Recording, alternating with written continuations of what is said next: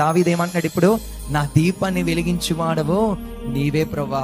ఇంతకాలము నా తల్లిదండ్రులు, నా యొక్క అన్నలు, లేదంటే నా బంధువులు, లేదంటే ఈ దేశపు రాజు నన్ను వెలిగిస్తాడు అనుకున్నాను, కానీ ఇక మీదట నన్ను వెలిగించేవాడవు నీవే, నా చీకటిలో వెలుగు పుట్టించేవాడవు నీవే అని దావీదు దేవుని వైపు చూస్తా ఉన్నాడు.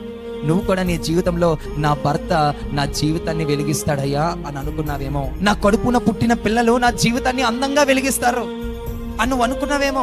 నా తల్లిదండ్రులు నా యొక్క జీవితాన్ని వెలిగిస్తారని నువ్వు అనుకున్నావేమో. నా స్నేహితులు నా జీవితాన్ని అందంగా వెలిగిస్తారు అని నువ్వు అనుకున్నావు. అలానా అధికారి నా జీవితాన్ని అందంగా వెలిగిస్తాడని నువ్వు అనుకున్నావు. వారి యందు విశ్వాసం ఉంచావు, కానీ నువ్వు నమ్మిన వారే నీ జీవితాన్ని ఆర్పాలని చూస్తా ఉన్నప్పుడు, నీ నమ్మకము ఒమ్మైనప్పుడు ఆ బాధ ఎంత కాదు. ఇప్పుడు దావీదు ఎట్టి రీతిగా అంటున్నాడో, ఇక మీదట నువ్వు కూడా అదే అనాలి. దేవా, ఎవరో వెలిగిస్తారని నేను చూడనయ్యా. నేను వెలుగుతూ అనేక మందికి వెలిగించే విధంగా నేను ఉండాలంటే నన్ను నువ్వే వెలిగించాలయ్యా.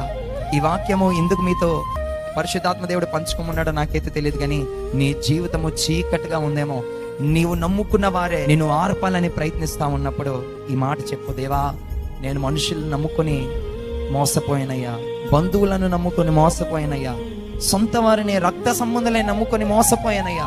నా దీపమును వెలిగించు దేవా అని నువ్వు చెప్పగలిగితే నిన్ను వెలిగించడానికి దేవుడు ఇష్టపడతా ఉన్నాడు. హల్లెలూయా.